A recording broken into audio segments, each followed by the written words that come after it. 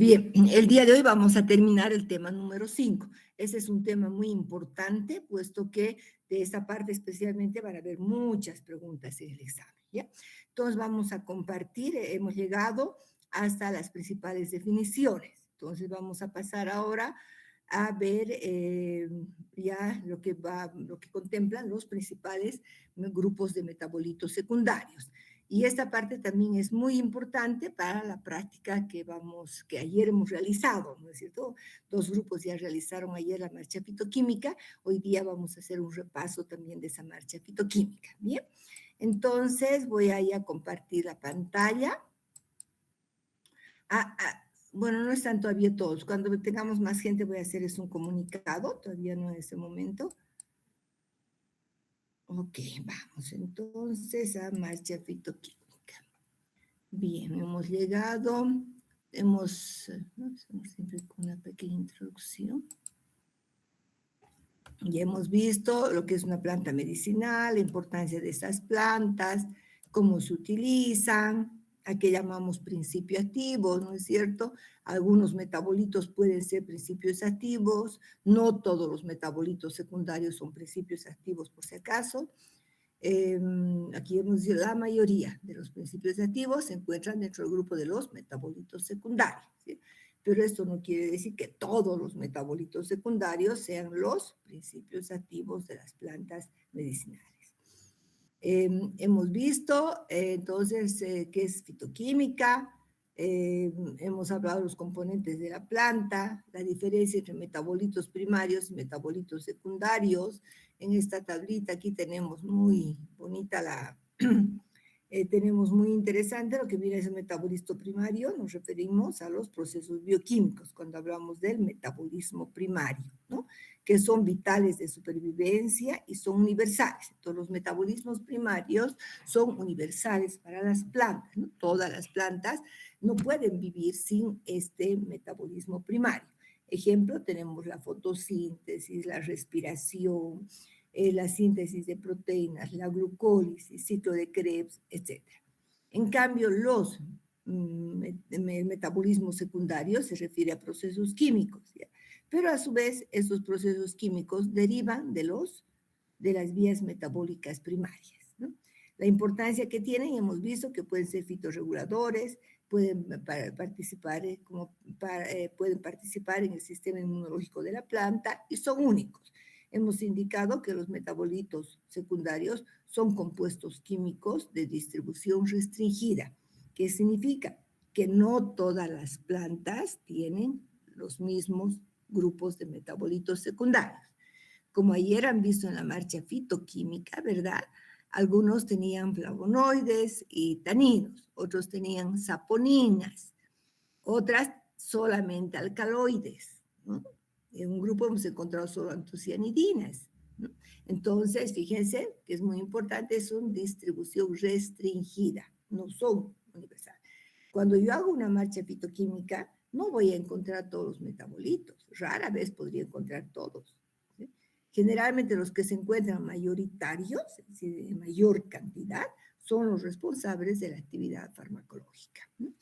Bueno, continuando con el repaso de esta parte, porque esto ya hemos visto, vamos a indicar entonces que de ellos se obtienen principios activos para la industria farmacéutica, industria y cosmética, ¿no? Se habla mucho de la cosmética y se utilizan muchos extractos, por ejemplo, de pepino, de aloe, de avena, se utilizan muchos extractos, ¿no?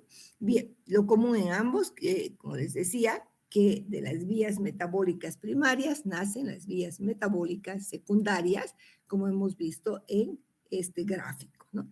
Donde, repasando un poco que es importante, tenemos aquí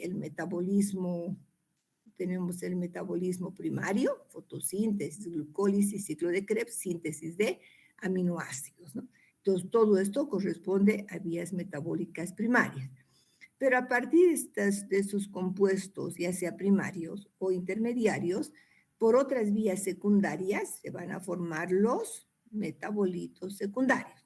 Por ejemplo, a partir de la acetilcoenzima A como compuesto primario, vía mevalonato. La vía del mevalonato es una vía secundaria que se sintetiza los aceites esenciales, los terpenos, diterpenos, sesquiterpenos, los carotenos, los cardenólidos y las saponinas. ¿Ya? En este grupo también entran las saponinas. Ahora, a partir de la acetilcoenzima A, vía poliacetato, una vía secundaria, se van a formar los fenoles, las quinonas, antraquinonas, etcétera, que se pueden unir a los azúcares y formar el grupo de los heterócidos. Ya les había indicado que un heterócido es aquel compuesto que está formado por azúcares y otro compuesto no azucarado, que lo vamos a llamar genina, pero eso vamos a ver más adelante. Bien, luego tenemos los mono, óligo y polisacáridos, que en realidad estos mono, óligo y polisacáridos pueden ser también algunos secundarios que van a existir en algunas plantas, los mucílagos, las gomas. No todas las plantas tienen gomas, no todas las plantas tienen mucílagos y son un grupo de heteropolisacáridos, ¿ya? Bien, aparte tenemos de la vía de la glucosa, por otra vía que es el eritrosa 4-fosfato, se va a sintetizar el eritrosa 4-fosfato, la eritrosa 4-fosfato más el fosfonolpiruvato van a formar el ácido siquímico. Y este siquimato vía del ácido siquímico es muy importante, porque a partir de esta vía se van a formar los cinamatos, lignanos, cumarinas, las quinonas también, ¿ya? Ahora, la vía del siquimato más la acetilcoenzima A van a formar ambos, o sea, esa vía metabólica secundaria, más un precursor primario que es la acetilcoenzima A, van a formar un grupo de metabolitos sumamente importantes, que son los flavonoides y el grupo de los taninos catecónicos. Bien, ahora, a partir de dentro del ciclo de Krebs, varios compuestos intermediarios dan lugar a los aminoácidos. Estos aminoácidos van a dar lugar a los alcaloides. Ya vamos a ver enseguida cómo se define un alcaloide, ¿no? Que ayer también hemos visto en la práctica. También los aminoácidos van a dar lugar a los heterócidos cianogenéticos y a los glucosinolatos. ¿Sí? Entonces, también los aminoácidos serían entonces precursores primarios de los heterócidos cianogenéticos, de los glucosinolatos y, por supuesto, de los alcaloides. Bien, entonces, esto no es más complejo, no es lo mismo, pero con estructuras, directamente nos vamos a ver ejemplo de la vía metabólica, un ejemplo de la vía metabólica secundaria, que es la vía del ácido mevalónico, donde en esta vía se sintetizan muchos metabolitos secundarios. Yo me acuerdo que les di una tarea, ¿no? Que tenían que leer esto, entender, etc. Alguien podría, que ha estudiado la vía, que la ha entendido, explicar para que así ustedes también participen, ¿sí? ¿Han podido ver? ¿Alguien se anima a explicar esta vía?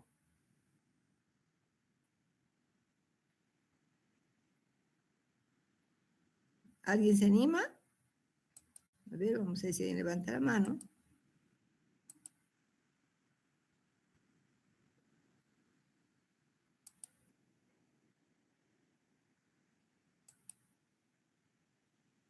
Bueno, entonces vamos a continuar. Bien, bien, esta vía, como les decía, es sumamente importante, ¿ya? Es la vía del mevalonato, del ácido mevalónico.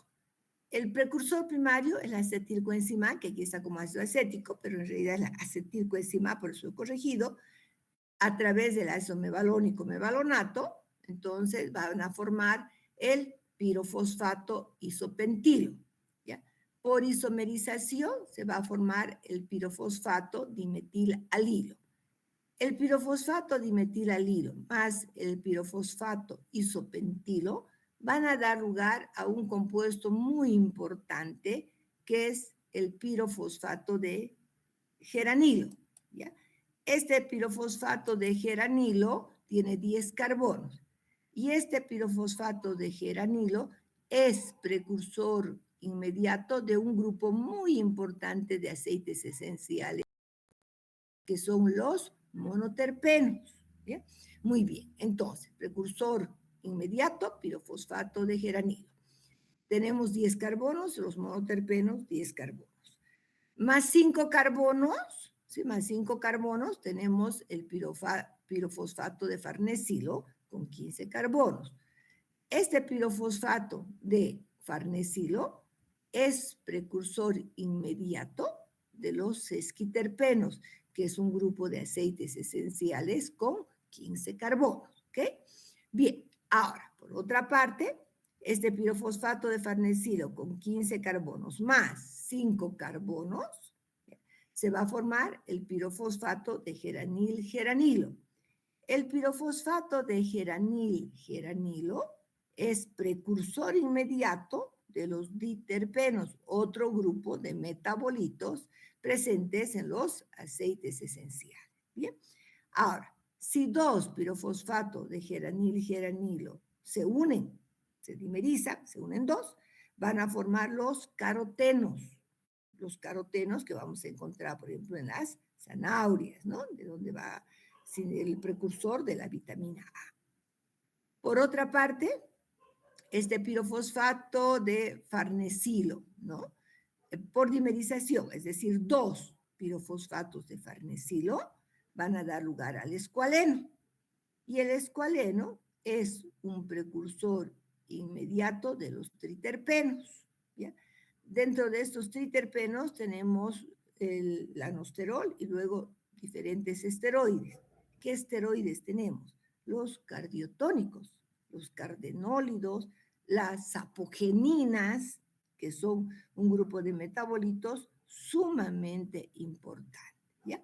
Entonces, recuerden cómo se sintetizan cada uno de estos grupos, ¿sí? Que están con doble subrayado, que son los metabolitos secundarios que se sintetizan a partir de la acetilcoenzima A como precursor primario vía mevalonato. ¿Entiende? ¿Ya? Bueno, entonces, si yo les podría decir cuál sería el precursor inmediato de los triterpenos, ¿qué me responderá? ¿Qué me respondería? ¿Va a ser el pirofosfato farnesilo o va a ser el escualeno?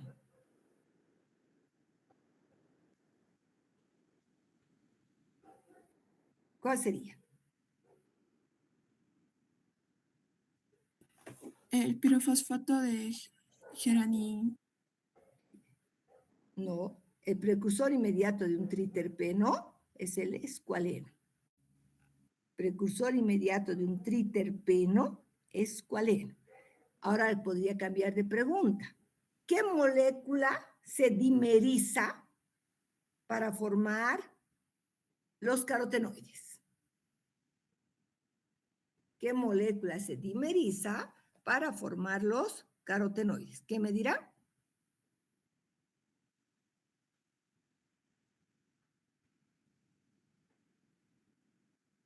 ¿Sería el pirofosfato de geranil-geranilo, doctora? Perfecto, pirofosfato de geranil-geranilo. Ahora les podría preguntar, ¿qué molécula se dimeriza para formar los triterpenos?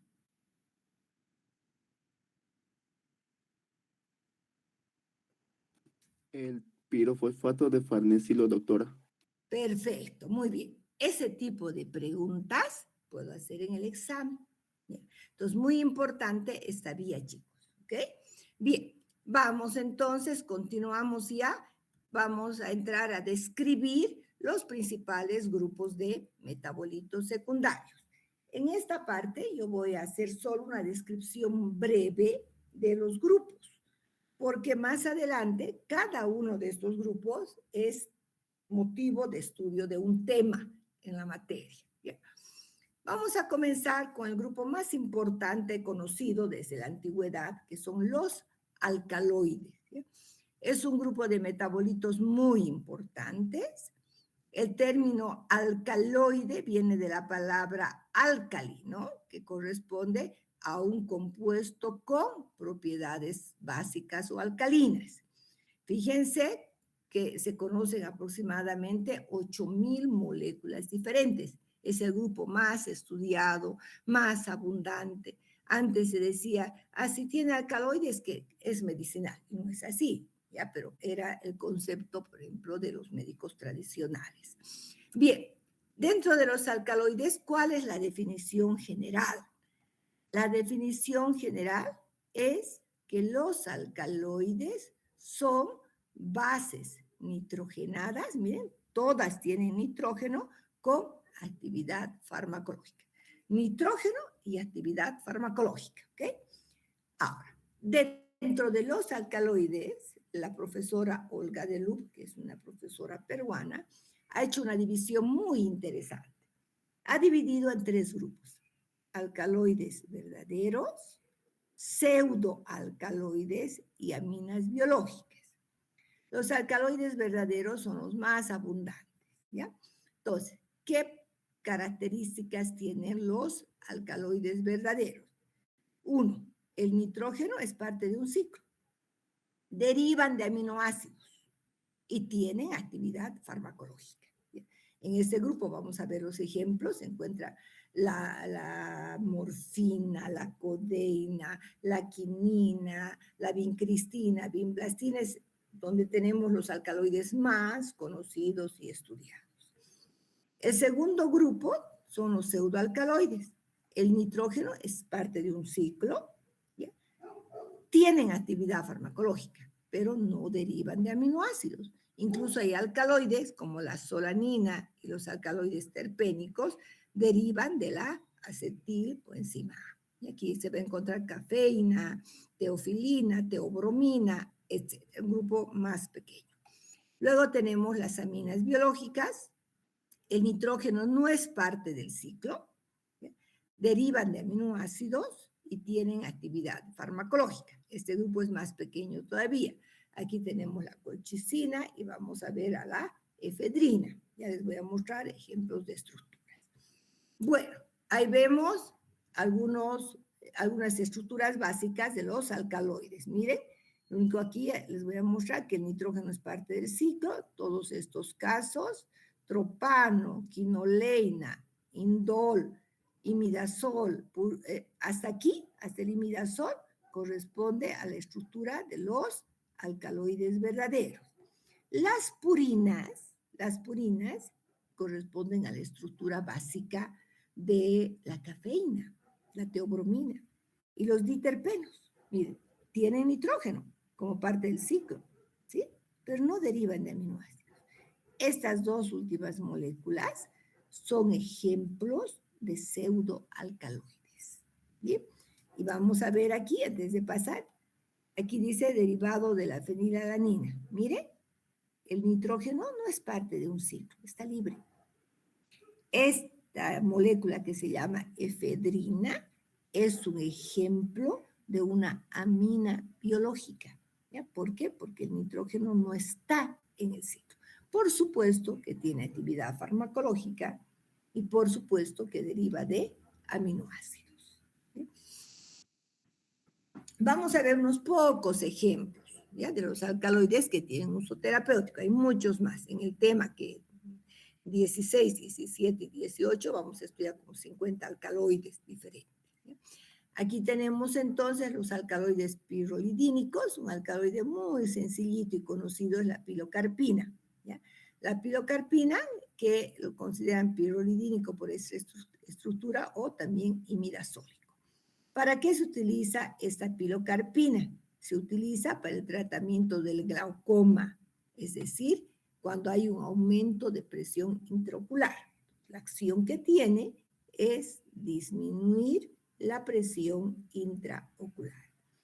Luego tenemos como derivados de la fenilalanina el aminoácido precursor es fenilalanina. Recuerden que se sintetiza a partir de aminoácidos, como ejemplo la efedrina. La efedrina es importante porque da lugar a la pseudoefedrina. Y esta pseudoefedrina se utiliza en todos los antigripales. ¿Qué acción tiene la efedrina? Vasoconstrictor, broncodilatador y especialmente se utiliza por ser descongestionante nasal. Bien, otro ejemplo tenemos los derivados del morfinano. la morfina y la codeína. ¿Ya?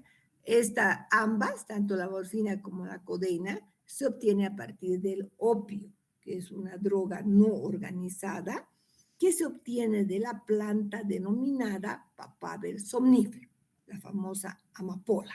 ¿Ya?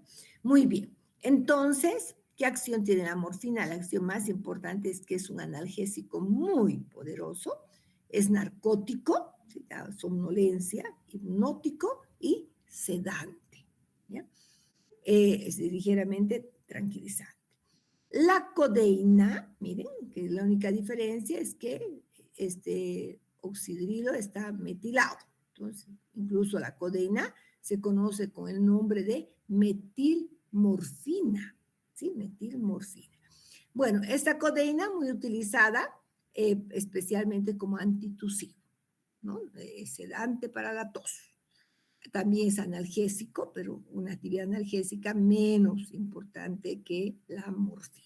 Bien, tenemos otro grupo muy interesante, los alcaloides quinolénicos, ¿no? Aquí estamos viendo el nitrógeno como parte del ciclo, y aquí hay dos grupos, la quinidina, que se utiliza para problemas cardíacos, antiarrítmico, y la quinina, que se utiliza para el paludismo. Son dos grupos, dos compuestos. Finalmente tenemos a los derivados del tropano. Estos se encuentran en las hojas de estramonio. ¿Se acuerdan? No sé si algún grupo ha trabajado con el chamico. ¿Ya? Entonces se encuentran en la belladona y en el estramonio. Tenemos a la atropina, fíjense, derivados del tropano. Esta atropina tiene una acción antiespasmódica y broncodilatadora. ¿Ya? Y también va a producir midriasis en los ojos. La escopolamina, que la única diferencia es que tiene un oxígeno. ¿Se acuerdan que veíamos con los métodos de resonancia magnética nuclear y espectroscopía de masas? Podía distinguir entre atropina y escopolamina, ¿verdad? Es simplemente por la diferencia de un oxígeno más. La escopolamina se utiliza como hipnótico, sedante y para combatir el mareo por movimiento, ¿no? Cuando viajamos, ya sea en flota, en barco, de pronto la gente tiene mareos, ¿no? Y tiene náuseas. Entonces, para esto sirve la escopolamina. Bien. Bueno, ¿qué importancia farmacológica tiene? Al ser un grupo tan grande, su actividad farmacológica es muy diversa. Tenemos actividad analgésica, anestésica, antiinflamatoria, anticancerígena, hipotensora, antibacteriana, diversas actividades por ser precisamente un grupo tan grande. Pero también se conoce que vamos a tener algunos efectos sobre el sistema nervioso central, ya sea primario o secundario. Entonces, por ejemplo, sobre el sistema nervioso central, como estimulante tenemos la cafeína, la estricnina, la cocaína, son estimulantes del sistema nervioso central. Depresores, la morfina, la codeína. Ahora, antifibrilantes, antiarrítmicos, como habíamos indicado, la quinidina. Bloqueantes neuromusculares que se utilizan para el paludismo, la quinina. Antineoplásicos, vincristina y vinblastina, son unos anticancerígenos muy importantes, ¿ya? Entonces, y pues la actividad como farmacológica, como les decía, es muy diversa.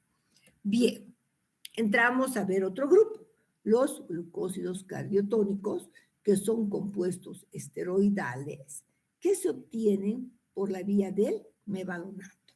¿Qué son? Son heterócidos, quiere decir que tienen un compuesto azucarado y la molécula esteroidal. Pero esta molécula esteroidal tiene una característica. Vamos a indicar entonces que son heterócidos esteroidales que se caracterizan por presentar como parte de su estructura un anillo lactónico, y ese anillo lactónico es sumamente importante. Este anillo lactónico, que se ubica sobre el carbón 27 del anillo esteroidal, puede ser de 4 carbonos o 5 carbonos. Si es un anillo lactónico de 4 carbonos, se denominan cardenólidos. Si es un anillo latónico de 5 carbonos, tenemos a los bufadienólidos. Y aquí podemos ver, miren, anillo esteroidal. Este es un ejemplo de la digitoxigenina. Normalmente en este oxidrilo, que es el oxidrilo del carbón 3, se van a unir los azúcares, ya que son específicos. Y sobre el carbón 27, que es este, tenemos un anillo latónico de 4 carbonos. Entonces se llama cardenólido o butenólido. ¿Bien? Estos cardenólidos son los que efectivamente tienen la actividad farmacológica, ¿ya? Sobre el músculo cardíaco. ¿Cómo actúan? Van a actuar activando la contracción muscular, ¿ya? Los bufadienólidos tienen un anillo latónico, 1, 2, 3, 4, 5 carbonos, ¿verdad? También sobre el carbón 27 se conoce como bufadienólidos o pentadienólidos. Estos tienen muy poca acción sobre el músculo cardíaco. Más que todo se utilizan como antitusivos, ¿ya? Bien, ese entonces. El grupo de los cardenólidos son los medicamentos de elección, principios activos de elección en casos de insuficiencia cardíaca. Bien, vamos a ver ahora las saponinas, que es un grupo que es muy importante también. Desde el punto de vista químico, las saponinas son heterócidos, ¿ya? Son heterócidos que por hidrólisis van a dar sapogeninas y azúcares. Ahora, estas sapogeninas, es decir, la parte no azucarada, puede ser del tipo esteroidal o del tipo triterpenoide pentacíclico, ¿ya? Esteroidal o triterpenoide pentacíclico. Ambos se sintetizan vía mevalonato. Cuando están como heterócidos, como saponinas, forman soluciones, van a ser solubles en agua, son moléculas solubles en agua, y se caracterizan ¿por qué? Porque disminuyen la tensión superficial del agua y forman espuma. Es el único grupo de metabolitos que en soluciones acuosas forma espuma. ¿Bien? Por lo tanto, la formación de espuma es un método de identificación de estos grupos. Cuanto más espuma forme, tenemos más cantidad de saponinas. Vamos a ver los ejemplos. Aquí tenemos la diosgenina, que es la estructura, la genina, sin los azúcares. Este R representa los azúcares, ¿ya? ¿Cuáles son los azúcares? Se une a una glucosa y a 2 ramnosas. Bueno, cuando se une a una glucosa y a 2 ramnosas, su nombre es diosina. ¿Ya? Diosina. Esta molécula es muy utilizada en los laboratorios farmacéuticos para síntesis de corticoides y de hormonas sexuales. Aquí tenemos un ejemplo de una saponina triterpenoide pentacíclica, es la glicirricina, ¿no? Donde estamos viendo, miren, unidos también a un derivado de los azúcares, que es el ácido glucurónico. Entonces, también se unen azúcares, pero también ácidos glucurónicos. ¿Y por qué se denomina pentacíclico? Miren, chicos, 1, 2, 3, 4, tiene 5. Va a tener entonces 5 anillos. Y otra característica es todos tienen carboxilo, por eso se los conoce como ácidos triterpénicos. Este grupo, por supuesto, produce espuma, pero no es netamente un anillo esteroidal. Entonces, más bien se utiliza, por ejemplo, como antiinflamatorio. Tiene una actividad antiinflamatoria, va a tener también una actividad como emulsificante, etcétera, ¿no? Bien, eso sería un ejemplo de los 3 grupos. En general, la actividad de las saponinas esteroidales y triterpenoides son antiinflamatorios, antibacterianos, antiparasitarios, ¿no? Entonces, son algunas de las actividades que se ha encontrado en el grupo de las saponinas. Bien, nos vamos a ver un grupo muy bonito que son los aceites esenciales. Cuando nosotros sentimos los aromas de una flor, de la hoja de menta, o cuando vemos el cedrón sentimos olores muy agradables, ¿no? ¿Por qué? Porque son sustancias volátiles. Entonces van a estar en el aire y por eso nosotros podemos sentir los olores. Podemos decir entonces que son mezclas de un número variable de sustancias orgánicas volátiles. Los compuestos más frecuentes derivan, como ya hemos visto, de la vía del ácido mevalónico y pueden ser monoterpenos con 10 carbonos o sesquiterpenos con 15 carbonos.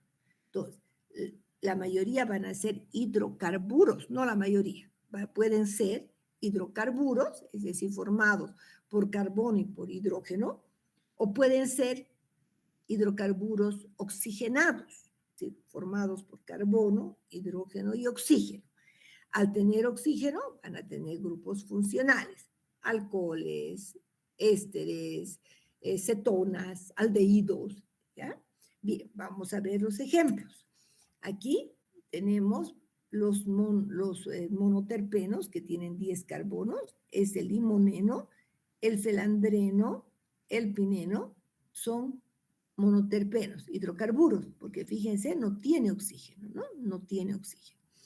Y ejemplo de hidrocarburos oxigenados, son monoterpenos oxigenados, tenemos el geraniol, mire, es un alcohol, el citral es un aldehído, la mentona es una acetona, el cineol es un éter.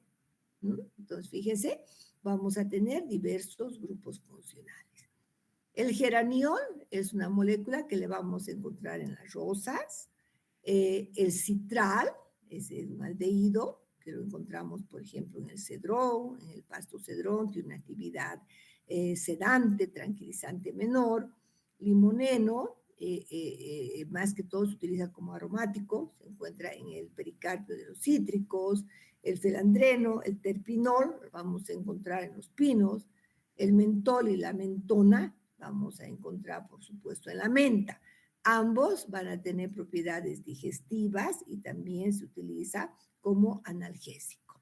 La carbona es un excelente digestivo que lo vamos a encontrar en la menta espicata, en la hierbabuena. El pineno, los pinenos más se utilizan por sus aromas.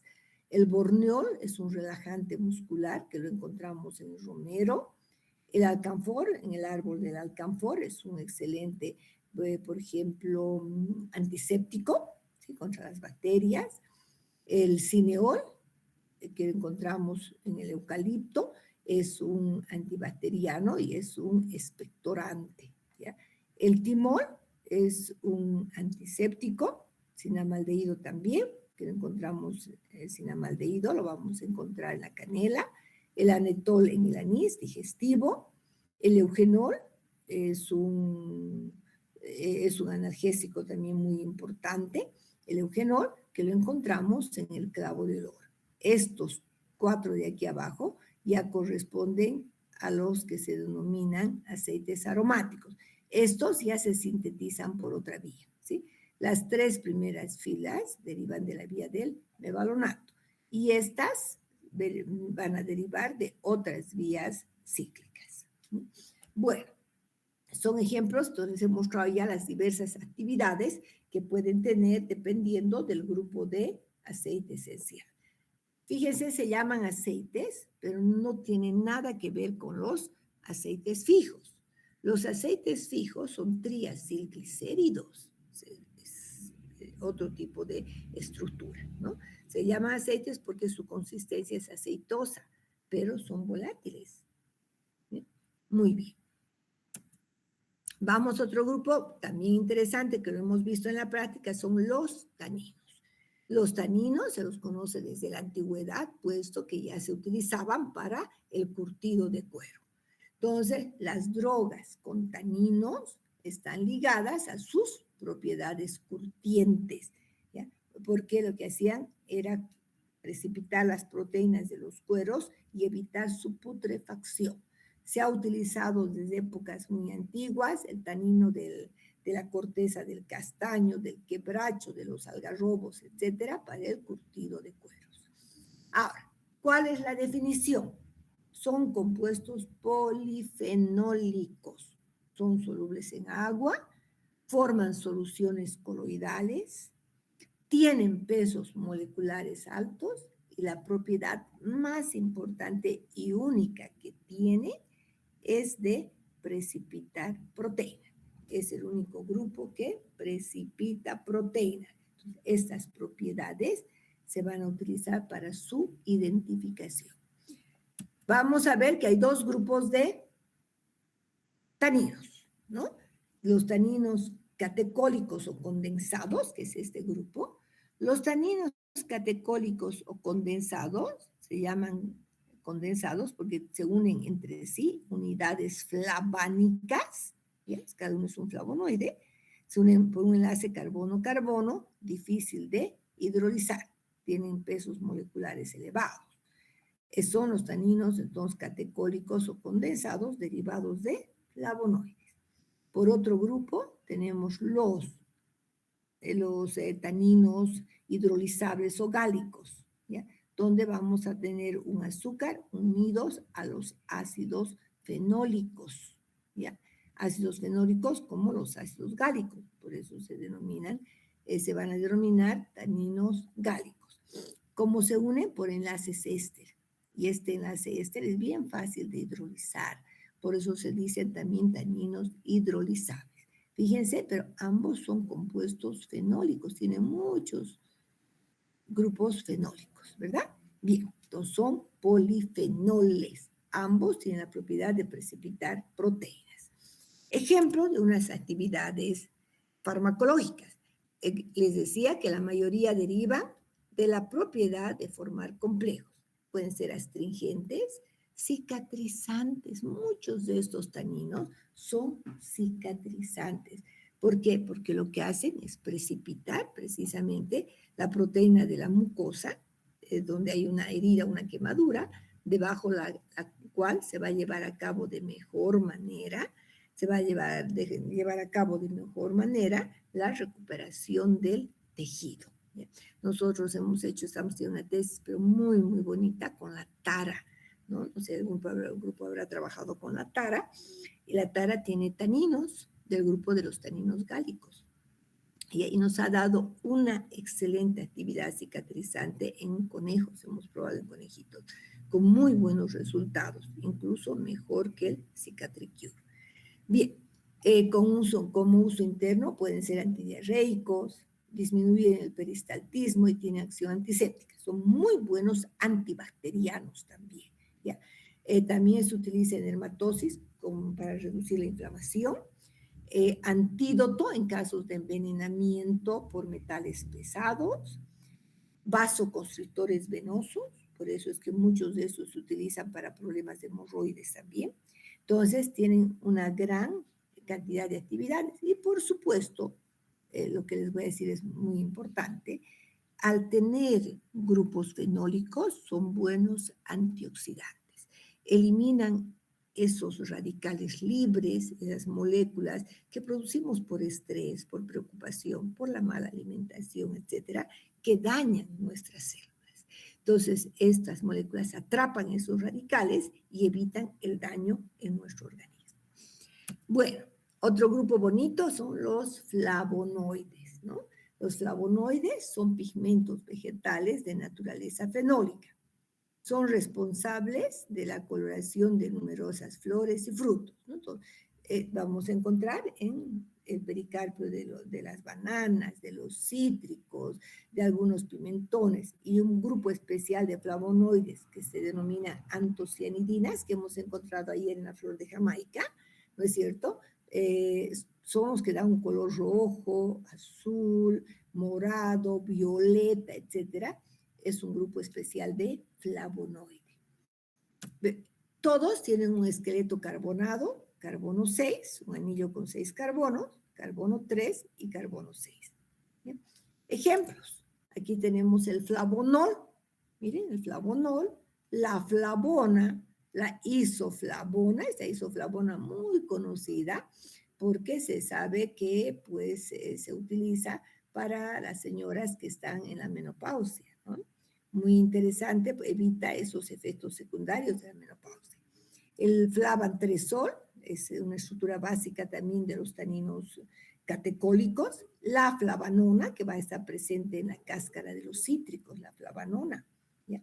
Y luego tenemos las antocianidinas. Esta molécula es la que le da ese color, entonces color azul, rosado, rojo, violeta, etcétera, las antocianidinas, ¿no? Que es un grupo especial de flavonoides, pero que solo conoce con el nombre de antocianidina, ya que su color es diferente, ¿ya? Diferente. Bueno, son ejemplos. En cuanto a sus actividades, muchas de estas moléculas tienen propiedades antiinflamatorias, vasodilatadores, son vasoprotectores, antihepatotóxicos, antioxidantes y tienen la propiedad de vitamina P. ¿Por qué propiedad de vitamina P? Se caracterizan porque disminuyen la fragilidad capilar, disminuyen la permeabilidad de los capilares y refuerzan su resistencia. Entonces son excelentes, por ejemplo, para proteger los pequeños vasitos, son excelentes antioxidantes, mejoran la circulación en el cerebro, la circulación en todo el cuerpo. Hay una molécula, un grupo de este grupo de flavonoides que se encuentra en ginkgo biloba, que es una planta pues que tiene flavonoides y que mejora la circulación cerebral, especialmente a nivel del cerebro. Es excelente, ¿no? Excelente. Yo años que tomo ginkgo biloba porque es muy bueno, mejora la circulación. Al oxigenar mejor nuestro cerebro, podemos también pensar mejor, razonar mejor, estudiar mejor, ¿ya? Bueno, ya cuando veamos el tema vamos a entrar en mucho más detalle. Bien, vamos a entrar ahora a una segunda parte del día de hoy para ver cuál es el esquema del estudio de los productos naturales, cómo se inicia estos estudios y qué líneas tenemos. ¿Ya? Antes vamos a ver si hay alguna pregunta, por favor. Quiero que me digan si hay alguna pregunta hasta lo que hemos visto por el momento.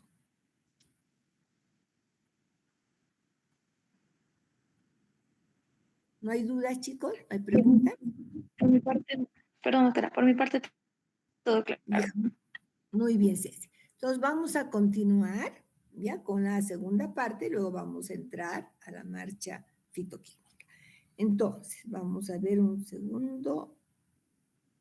Ya, veremos entonces esta parte. Estamos ahí. Bien, para hablar de esta parte, yo les voy a decir qué es lo que ocurre en el mundo científico. ¿Ya? Hay dos líneas. Hay investigadores que dicen, nosotros vamos a trabajar solo con estrato estandarizado. Un estrato estandarizado es como ustedes han preparado los estratos, el otro grupo lastimosamente el 2 hoy día recién va a preparar, el 02. Ese estrato, ¿no es cierto?, que nosotros hemos preparado, ¿ya? Es un estrato estandarizado cuando se conoce su composición química. Conocemos cuánto de flavonoides tiene, cuánto de taninos, etcétera. Se estandariza la composición y el porcentaje de principios activos. Entonces, hay grupos que dicen, nosotros vamos a trabajar solamente con estrato. Y hay otro grupo que dice, no, nosotros del estrato quiero saber cuál es la molécula que es la responsable de la actividad farmacológica de esa droga natural. Entonces, un estudio más largo, ¿no? Pero también muy importante porque vamos a encontrar una sola molécula o dos responsables de la actividad. Bien, ahí tenemos las dos líneas entonces y vamos a explicar esas dos líneas. Ambas comienzan con lo mismo. Primero tenemos que definir la selección de la fuente. ¿Qué quiero estudiar? A ver, yo quisiera estudiar la actividad antiinflamatoria de una planta nativa. Muy bien. Entonces voy a ver de qué lugar. A ver, veremos, crece en el Valle Alto. Entonces me voy a ir por Nata, Arani, etcétera, ¿no? Seleccionar nuestra fuente, es decir, definir qué quiero hacer, ¿no? y qué planta voy a estudiar y ver si vamos a trabajar con plantas que crecen de manera natural o plantas de cultivos, ¿no? Definimos. Bien, una vez que tenemos esto todo definido, de dónde, siempre es importante trabajar por zonas. ¿Ya? Yo no puedo, digamos, trabajar con unas plantas que estén en Capinota y otras en Punata. No, porque son diferentes ecosistemas. ¿Ya? Se dice, he trabajado con plantas recolectadas de la zona del Valle Bajo, ¿no? Que puede ser de Capinota, o del Valle Alto, que puede ser Punata. Un ejemplo, ya tengo que definir de qué lugar estoy recolectando. Muy importante. Bien, una vez definido todo esto, ¿qué hacemos? Lo primero que hacemos es la extracción por los métodos que hemos visto: maceración, percolación, reflujo, Soxhlet, etcétera, ¿no? Y bueno, en algunos casos podemos fraccionar o directamente, pues vamos a ir primero por la línea de los extractos. Con este extracto yo obtenido, voy a hacer el bioensayo de actividad antiinflamatoria, por ejemplo, en la pata de la rata, ¿no? O hago un bioensayo. Luego procedemos a estandarizar el extracto, ¿no? Vamos a estandarizar el extracto viendo qué composición tiene, haciendo la marcha fitoquímica, determinando qué porcentaje de principios activos o metabolitos secundarios tiene. Luego pasamos a hacer ensayos de toxicidad, por ejemplo, toxicidad que puede ser citotoxicidad, pruebas in vitro, y continuamos ya con el análisis farmacológico. Puedo hacer análisis farmacológico in vitro, puedo hacer farmacológico in vivo también, ¿no? Hay unas pruebas de genotoxicidad que se hacen in vitro, ¿no? Hay una prueba bien interesante que se hace, por ejemplo, para ver si hay mutaciones o no. En este caso se hacen con algún tipo de células, ¿no? Como los linfocitos, puedo ver yo citotoxicidad. Hago pruebas in vivo en animales, como hemos visto, ¿no? Entonces, vamos a hacer diferentes pruebas in vitro, in vivo, y vamos a las fases clínicas. Recuerden que las fases clínicas ya son pruebas que se hacen en humanos, siempre y cuando tengamos el consentimiento informado. La persona que va a entrar en la prueba debe decir: estoy de acuerdo en probar este nuevo producto, estoy de acuerdo en utilizar este extracto, ¿no? Con su consentimiento. Nunca podemos hacer una prueba si no hay un consentimiento informado del grupo de personas que van a intervenir en el ensayo.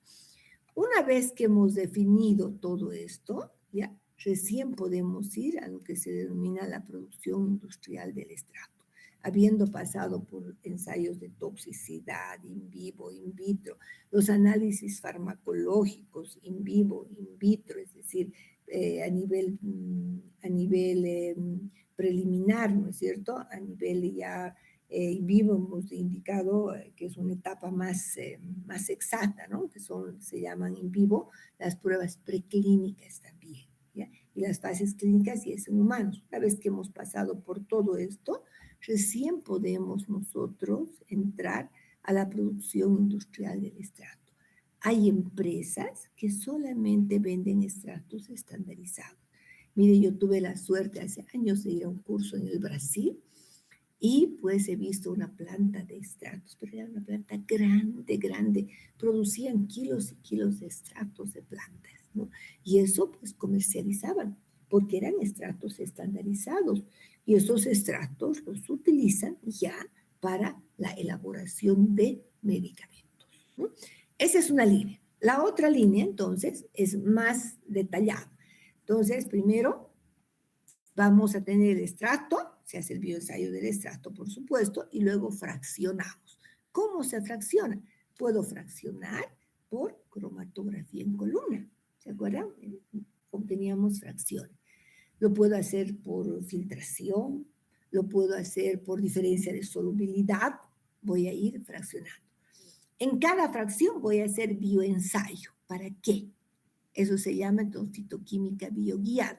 Voy a hacer un bioensayo para encontrar qué fracción había tenido la actividad farmacológica.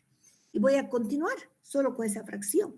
Voy a separar y voy a aislar, tratando de encontrar ya los compuestos puros. A ver, solo flavonoides. Muy bien, de los flavonoides voy a ver qué flavonoides tenemos.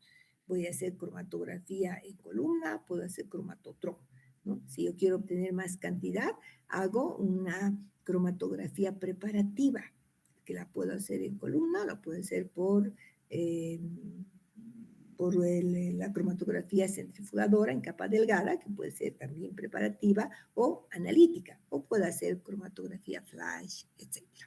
Bien, tenemos los compuestos puros, ¿no? Que hemos separado diferentes grupos de flavonoides, por ejemplo, y pasamos a su determinación estructural. Por análisis espectroscópico, aquí utilizamos resonancia magnética nuclear, infrarrojo, espectroscopía de masas, que les decía son técnicas que los químicos o físicos puros manejan. Y hay que buscar la bibliografía para ver si la molécula que estamos encontrando ya no había sido descrita anteriormente, ¿ya? En muchos casos se hacen modificaciones químicas si es necesario, se ve el análisis conformacional, es decir, ubicación de los carbonos, de los oxidarilos, etcétera, gracias a estos análisis espectroscópicos. Y se ve la posibilidad de la síntesis.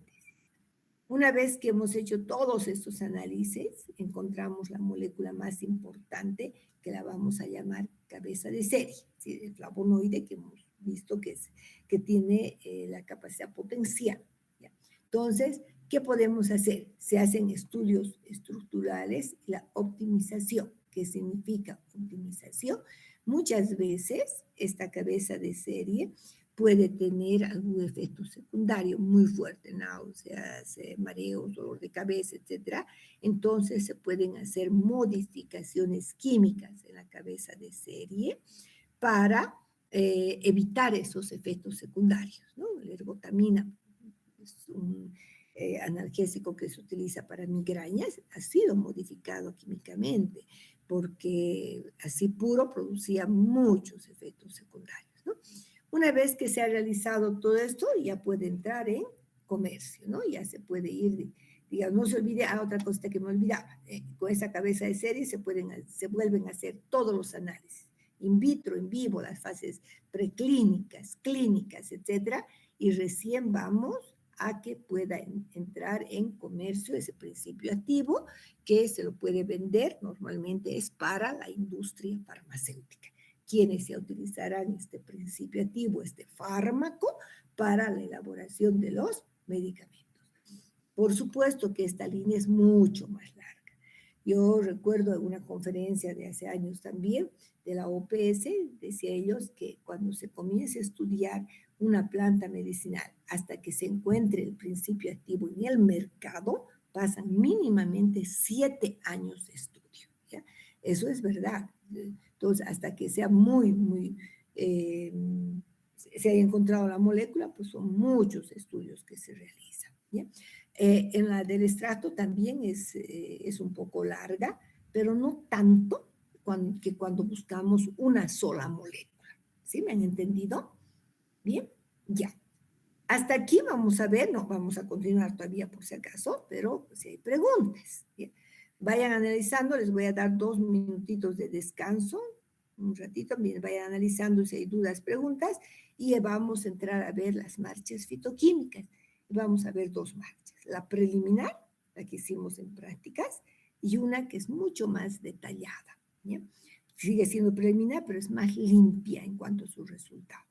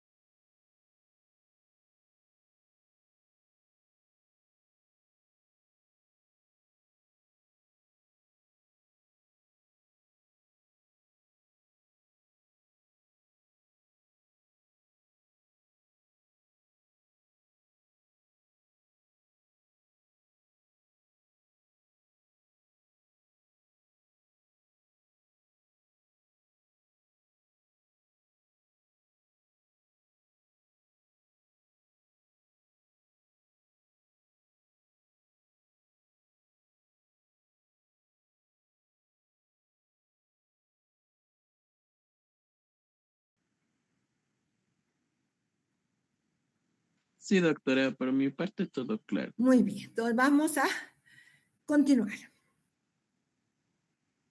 Bien, vamos a entrar a ver ahora entonces, ya hemos visto esto, y entramos a ver la marcha fitoquímica. ¿Sí? Esta marcha es muy general, solamente que les voy a explicar algo. Nosotros en la práctica, como ya habíamos preparado el extracto, más bien lo hemos diluido. ¿Ya? Cuando vamos a comenzar a hacer una marcha pequeña como es esta, miren, puedo utilizar de 2 a 3 gramos de droga y 20 mililitros de solvente, metanol, etanol, cloroformo, etc. Mucho mejor es utilizar metanol o etanol. ¿Ya? Se lleva a ebullición, un bañito María, porque el alcohol pues hierve a menor temperatura, por unos 5 a 10 minutos, se filtra y con este extracto, que es un extracto, digamos, que es un extracto diluido, podemos hacer las pruebas, ¿ya? Ahora, vamos a ver lo que nosotros hacemos. Si yo tendría que comenzar de 0, tengo que hacer esto, ¿me entiende? Entonces, yo tomo unos 3 gramos, prefiero hacer con más, 20 ml de metanol, lo vamos a llevar a un baño María por unos 10 minutos, filtramos y podemos hacer las pruebas. Ahora las pruebas las voy a explicar acá, con mucho más detalle. Nosotros lo que hacemos, ya tenemos nuestro extracto. Entonces, el extracto que lo hemos preparado, ¿no es cierto? Es una relación 1:10, hemos preparado con un solvente que es etanol al 70%. Eso quiere decir 7 de alcohol y 3 de agua, ¿verdad? 70%, así de simple. Entonces, nosotros tomamos el extracto, agregamos 15 mililitros de etanol al 70%. ¿Por qué etanol al 70%? Porque hemos preparado nuestro extracto con este solvente. Entonces, mucho mejor para disolver de mejor manera, tengo que utilizar el mismo solvente para tratar de nuevamente disolverlo, ¿no? Para tratar de disolverlo. ¿Sí? Tengo que utilizar el mismo solvente que utilicé para su extracción. De esa manera voy a poder disolver con mayor facilidad. ¿Ya? Muy bien, tengo este extracto, ya un extracto diluido, porque lo estoy diluyendo, pero diluido concentrado, ¿no es cierto? Porque imagínense que hemos utilizado 100 de solvente, sigue siendo concentradito, pero está muy bien para las pruebas. La primera prueba que hacemos es vamos a hacer pruebas para qué grupos? Para los alcaloides, taninos, saponinas y flavonoides. Para 4 grupos de metabolitos que son muy conocidos por su actividad farmacológica. ¿Ya? Para los alcaloides, nosotros tomamos 1 mililitro, del extracto, más gotas de ácido clorhídrico, más reactivo de Dragendorf. Me va a dar un precipitado pardo naranja, ¿no? Para la prueba de Mayer, tomamos 1 mililitro del extracto, 3 gotas de ácido clorhídrico al 1%, concentrado, dije creo hace rato, al 1%, ¿ya? Entonces, repito, 1 mililitro del extracto, 3 gotas de ácido clorhídrico al 1%, reactivo de Dragendorf, precipitado café ladrillo. Al otro tubo, 1 mililitro del extracto, 3 gotas de ácido clorhídrico al 1%, reactivo de Mayer, precipitado crema. Siguiente prueba, 1 mililitro del extracto, 3 gotas de ácido clorhídrico al 1% y el ácido pícrico, que es reactivo de Hagen, precipitado amarillo. Finalmente, tenemos que colocar 1 mililitro del extracto, 3 gotas de ácido clorhídrico al 1% y el reactivo de Wagner, que es Lugol. Me va a dar un precipitado café. La prueba para los alcaloides no son pruebas de color, son pruebas de precipitación. Si veo precipitado, puedo decir entonces que es positivo. De acuerdo a la cantidad de precipitado, ¿cómo hemos clasificado? Por cruces, ¿no es cierto? Más precipitados, ya 3 cruces. quiere decir que tiene mucho más. Solamente 2 que tienen mediana cantidad. Y cuando es poco precipitado, digo una cruz. Quiere decir que tiene poca cantidad de ese compuesto. ¿Ya? Los taninos voy a explicar enseguida. En el caso de las saponinas, no se olvide que la propiedad que tienen las saponinas es de formar espuma, ya que disminuyen la tensión superficial del agua. Vamos a tomar entonces aquí 1 mililitro de nuestro extracto, 2 de agua, ¿ya? 2 de agua, agitamos 1 minuto, esperamos otro minuto y vemos si hay espuma estable. Si hay espuma, entonces decimos sí hay saponina, positivo para saponina. Para flavonoides hacemos la prueba de Shinoda, ¿ya? Donde tomamos el extracto, un trocito de magnesio y 6 gotas de ácido clorhídrico concentrado, ¿no? Concentrado. Entonces hay que esperar todavía unos 10 minutitos para que desarrolle el color.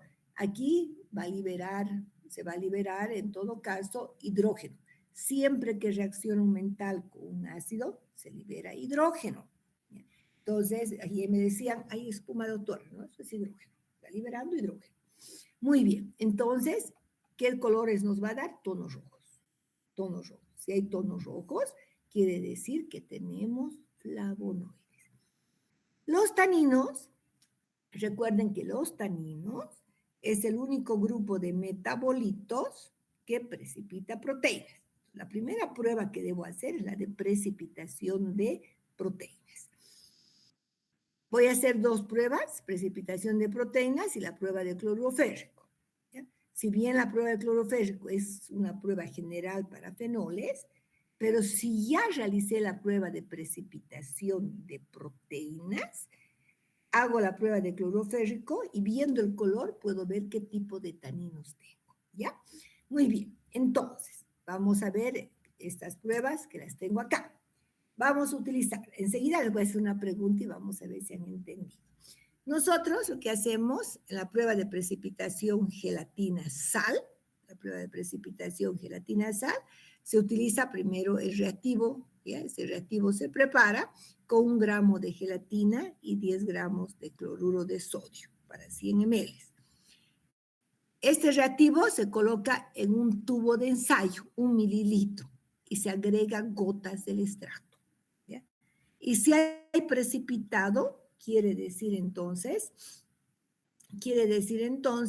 que los taninos están precipitando a la proteína que es la gelatina. La gelatina es una proteína.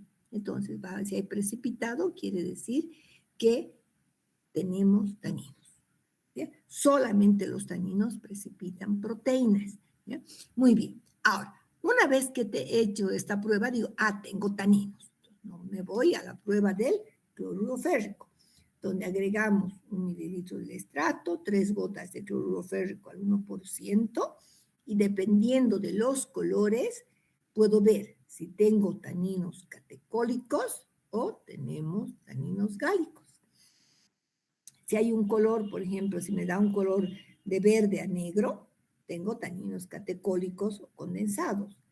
Y si me da un color azul, morado, tengo taninos gálicos o taninos hidrolizables. ¿Ya?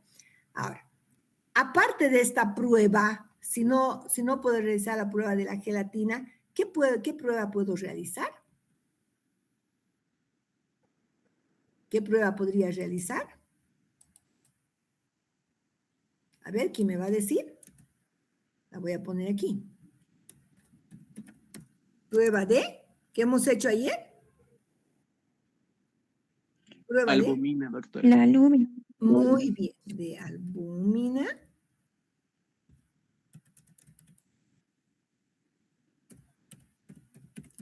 Al 5%, ¿no es cierto? Bien, entonces, igualmente esta prueba de albúmina es otra prueba de proteína. Voy a poner aquí negrito, es una prueba de proteína. Entonces, igualmente, Se pone aquí el reactivo de albúmina. Así nomás voy a poner para que me entre. De albúmina más gotas de extracto. ¿Y qué voy a observar? Nuevamente voy a observar. Ay.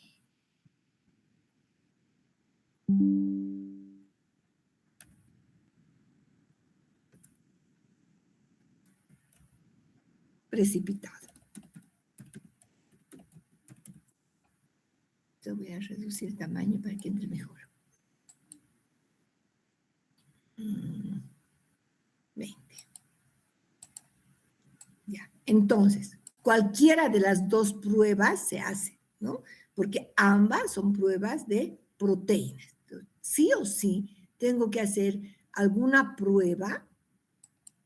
Ya, la estoy poniendo ahí para que no se olvide.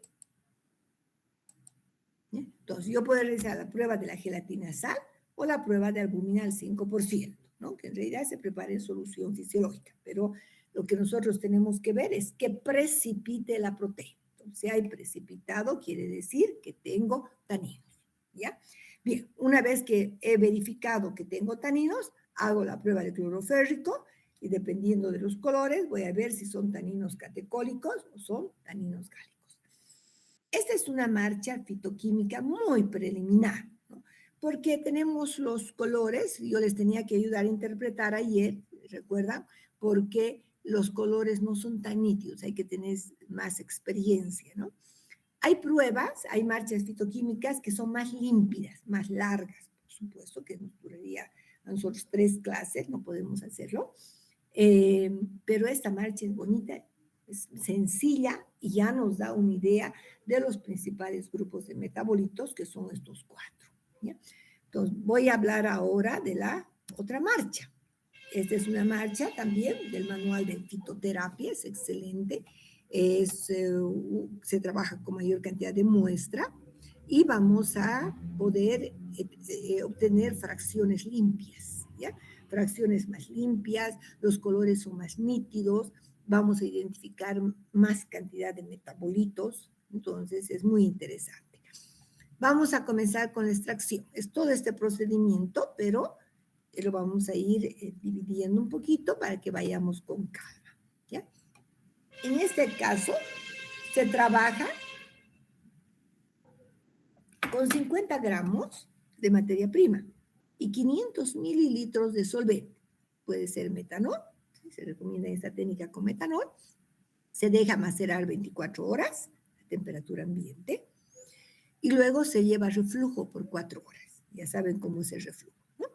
Y se filtra en caliente, ¿ya? ¿Qué tengo? Un extracto metanólico. ¿Qué tenemos? Tenemos entonces un extracto metanólico. Bien, ahora, de este extracto metanólico voy a separar 5 ml y le voy a llamar fracción A. A esta fracción A voy a hacer la prueba de taninos. Miren, puedo hacer la prueba de la gelatina o de la albúmina y la prueba del cloruro férrico. A otro ml voy a hacer la prueba de la ninhidrina para ver la presencia de las aminas biológicas, como la efedrina. Puedo hacer la prueba de flavonoides con la prueba de Shinoda, que ya les he explicado, ¿no es cierto? Magnesio más ácido clorhídrico, tonos rojos. Aquí ya estamos identificando 3 grupos de metabolitos. El resto lo vamos a llevar a sequedad. Un bañito María se hace que se evapore totalmente el solvente. Y se agrega 150 mililitros de ácido clorhídrico al 1% caliente. Y se filtra sobre celita.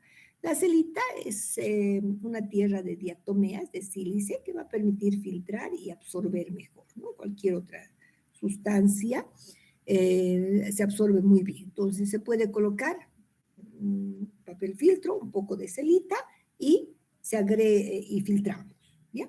¿Qué tenemos? Vamos a tener la fracción insoluble que va a quedar en la celita y la solución ácida, ¿ya? Veremos entonces con la solución ácida primero. ¿Qué hacemos con la solución ácida? Esta solución ácida vamos a nuevamente filtrar, alcalinizamos con amoníaco, hidróxido de amonio y hacemos una extracción con cloroformo. A ver, voy a agrandar un poquito. ¿Dónde está mi...? Ay, no me da.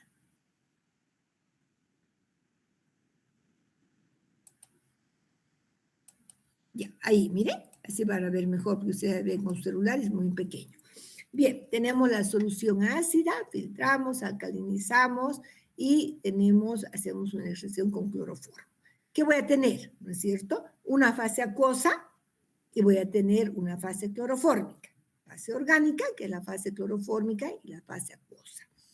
Ahora, a esta fase acuosa, ¿sí?, vamos a agregar entonces sulfato de sodio. Sulfato de sodio y hacemos una extracción nuevamente con cloroformo y etanol en una relación 3:2 por 3 ml digamos, por 30 ml de cloroformo, 20 de etanol. Bien, entonces vamos a tener la fase orgánica, clorofórmica, y la fase acuosa remanente. No sería tanto acuosa, ¿no?, porque sería más etanólica.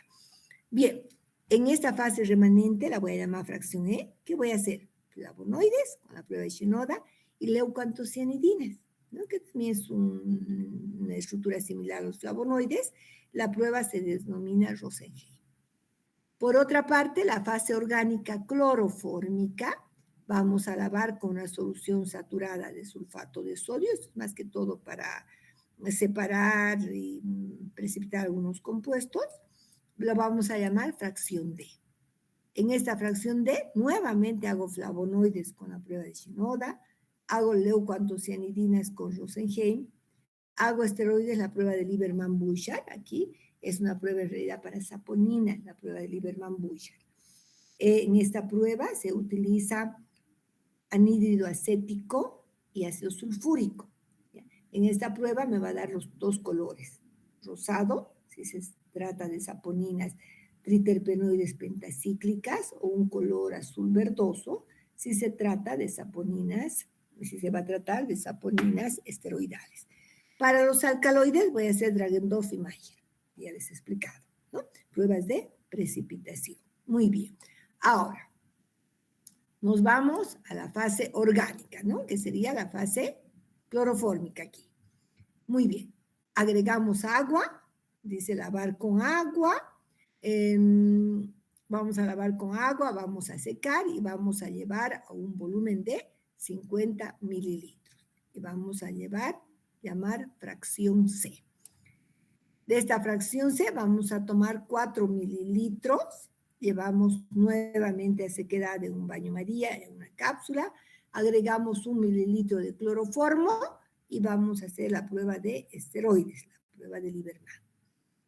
A la otra fracción igualmente llegamos a sequedad, pero agregamos 5 mililitros de ácido clorhídrico al 1% y hacemos pruebas para alcaloides, Dragendorf, Mayer, puedo hacer también Hager, etcétera, ¿no? Bien, entonces, fíjense que estamos viendo aquí esteroides, que hemos indicado que serían las saponinas, estamos viendo flavonoides, leucoantocianidinas, etcétera. Bien, hemos ido por esa fracción ácida. Y recuerden que aquí teníamos la otra fracción insoluble, ¿no? La otra fracción insoluble. Hemos hecho esta fracción, todo lo que hemos trabajado hasta ahorita. Nos vamos a la fracción insoluble. La fracción insoluble lavamos con agua porque se quedó en la celita, ¿se acuerdan? Lavamos con agua para extraer, vamos a secar porque se ha podido filtrar, extraemos con cloroformo, volvemos a filtrar y llevamos a un volumen de 20 mililitros. Aquí tenemos una fase clorofórmica, ¿ya? Porque estamos extrayendo con cloroformo.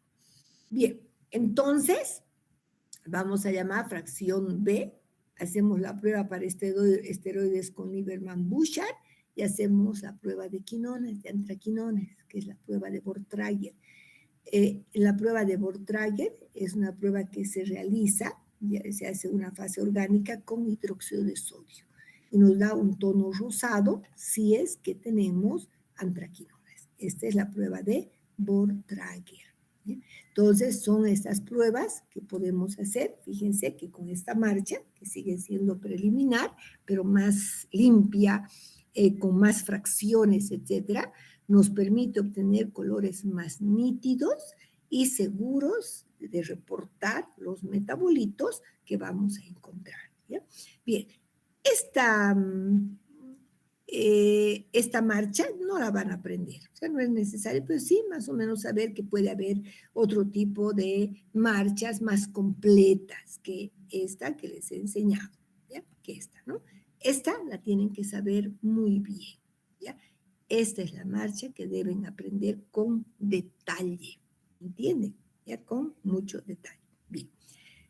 Hasta aquí, entonces, chicos, hemos terminado todo lo que viene para nuestro examen del primer parcial, ¿no? Para el primer parcial. El día martes 28 es su examen, 8 de la mañana. Ese día, no se olviden que tienen que entregar su trabajo. ¿Ya? Ahora, yo me confundí de fecha, les dije que ese día iban a defender, no pueden defender porque tienen el examen. Van a ustedes a hacer la defensa de su tarea la subsiguiente semana, es decir, si no me equivoco es, a ver, 2, 3, 4 creo. Sí, creo que es el 4, ¿no? 1, 2. A ver, entonces déjenme ver un ratito, aquí está mi hermana.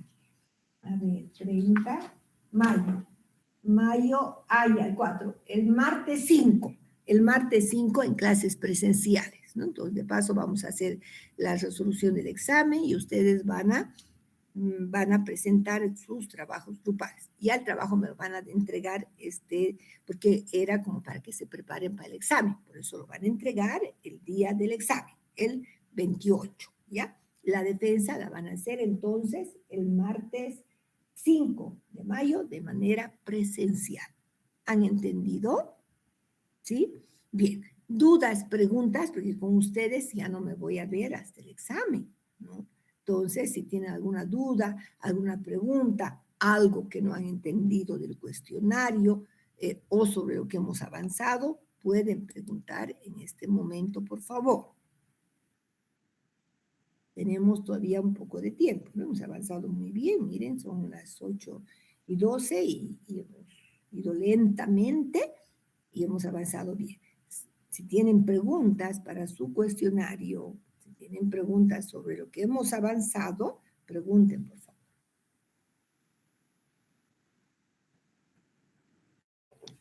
Doctora, un poco no le escuché en la parte de los alcaloides.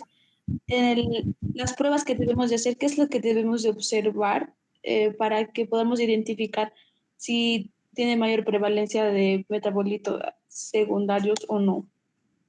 Ya, muy bien, Ceci. A ver, las pruebas de alcaloides son pruebas de precipitación, ¿ya? Son pruebas de precipitación. Entonces, ¿qué es lo que yo voy a ver en una prueba de precipitación? Voy a ver la cantidad de precipitado, ¿ya? Entonces voy a poner aquí para poder escribir aquí un poquito, ¿ya? Entonces, si yo tengo una prueba de precipitación,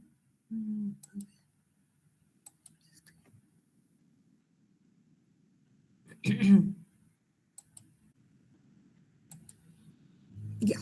Entonces, digamos, Dragendorf,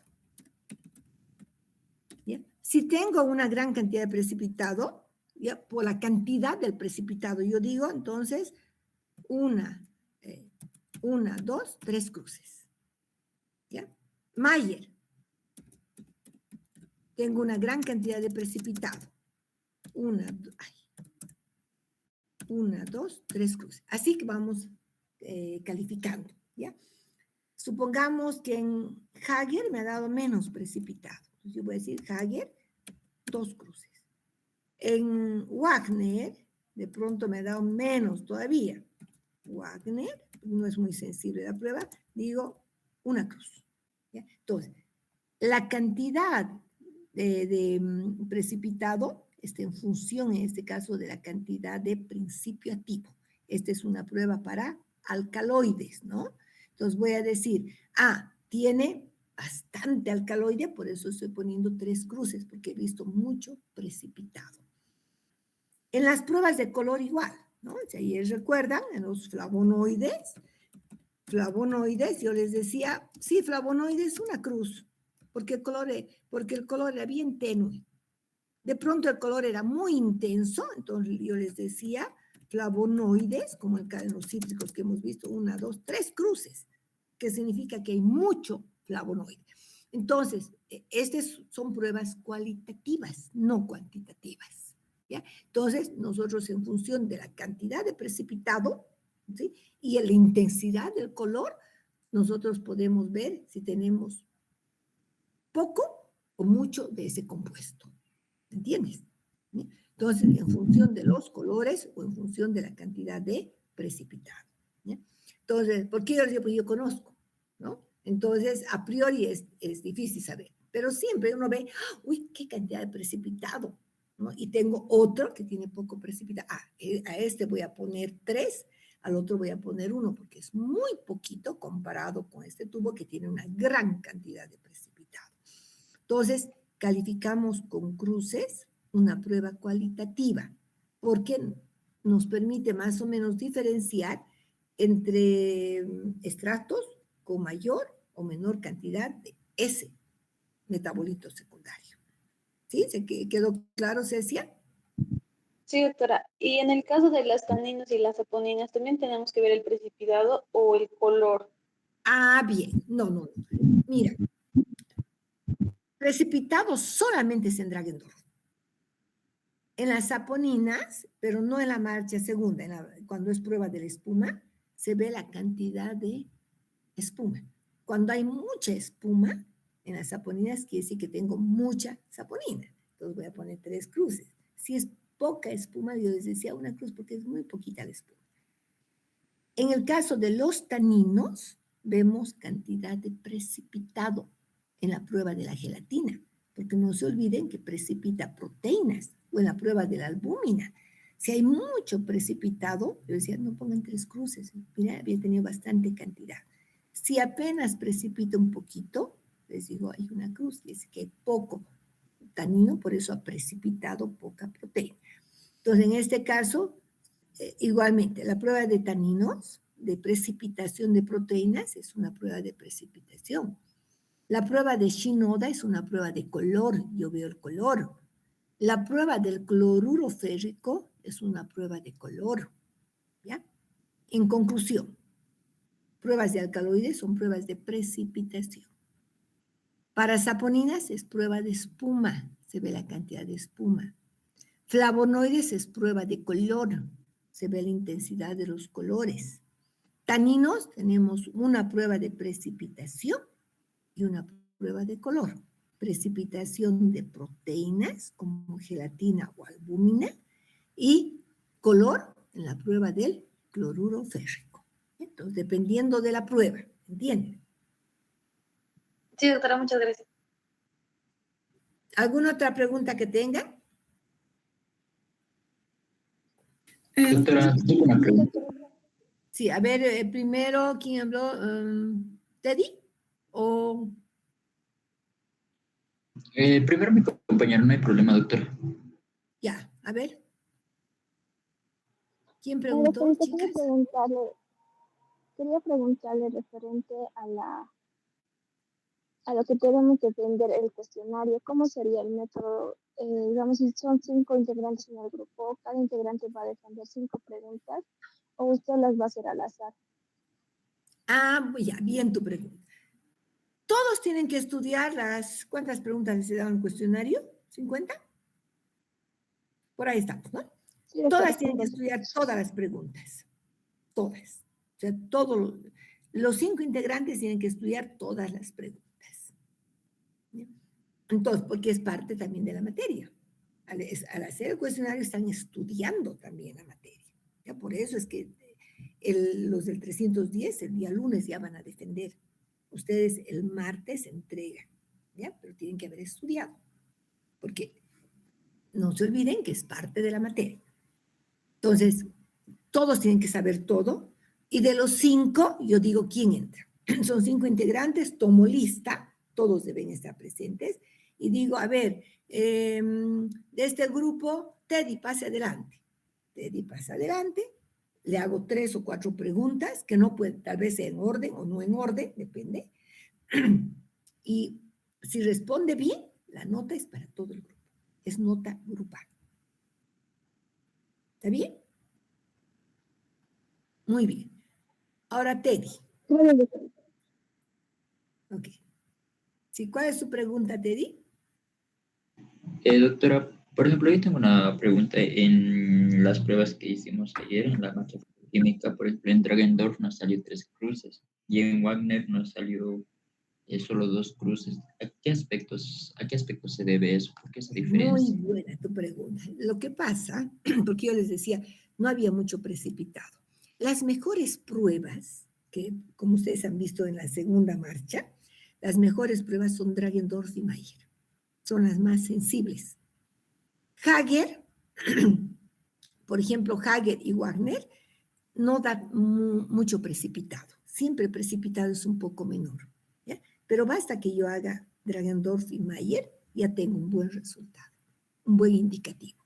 Entonces, las pruebas de Hager con isopícrico y la prueba de Lugol no son tan específicas, o sea, no van a dar mucho precipitado, ¿ya? Porque son menos sensibles, ¿ya? No reaccionan con todos los alcaloides.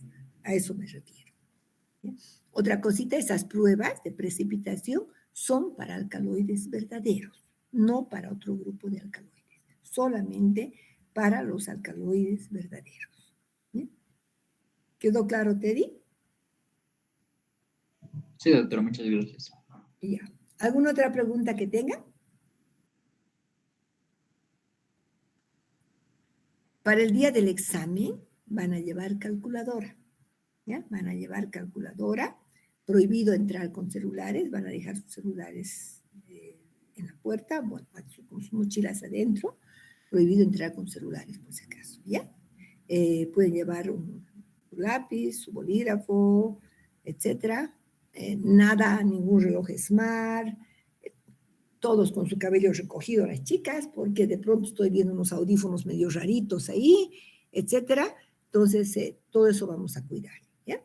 Y me gusta siempre que la nota venga de su propio conocimiento, no de chanchullos, no de ayudas. ¿Está bien? Tienen que estar por lo menos unos 20 minutos antes en el aula. 8 en punto, comienzo el examen. ¿Ya? Quiere decir que tienen que estar sentados antes. No van a entrar por lista, ¿ya? Se van a sentar, pero me van a esperar porque van a entrar. Yo tengo que ver que coloquen su celular en su mochila, dejen las mochilas adelante y entren recién. ¿Listo?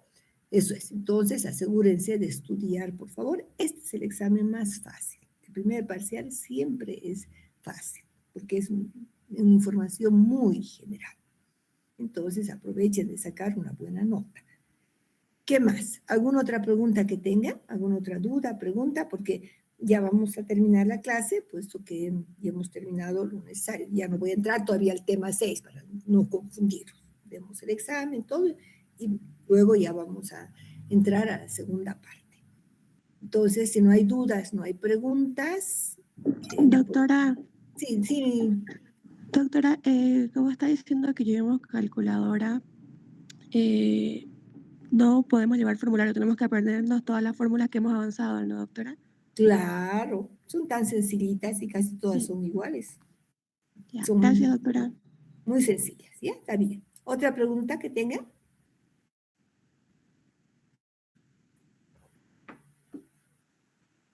¿Alguna otra duda, pregunta?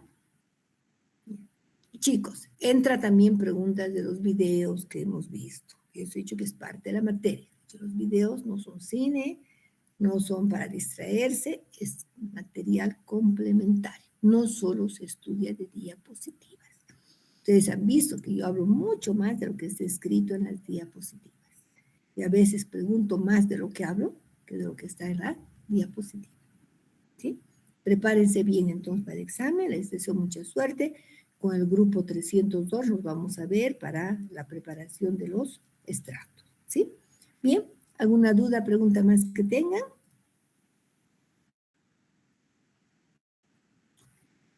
Ya. Muy bien, chicos, estudien, por favor, les deseo mucha suerte, nos vemos pues la siguiente semana. ¿Ok? Con grupo 2 nos vemos más, en un ratito más. ¿Sí? Buenos días.